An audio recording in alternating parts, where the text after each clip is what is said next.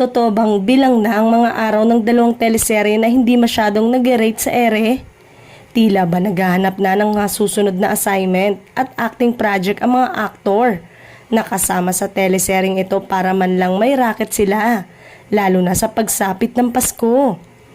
Okay lang ang mga artista pero ang mga staff na contractual talents ang kawawa talaga, sabi ng mga kasamahan sa trabaho.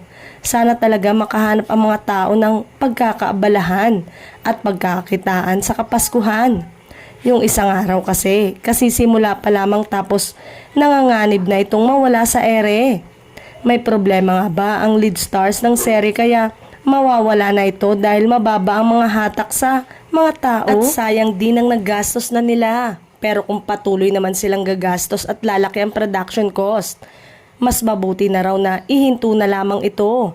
Samantalang may mga fans naman ang nagkomento na ang serye na tinutukoy ang galing sa GMA Network. Kamakailang kasi ay inilabas ng pahayag 2024 third quarter o PQ3 2024 na ginawa ng Publicus Asia Inc.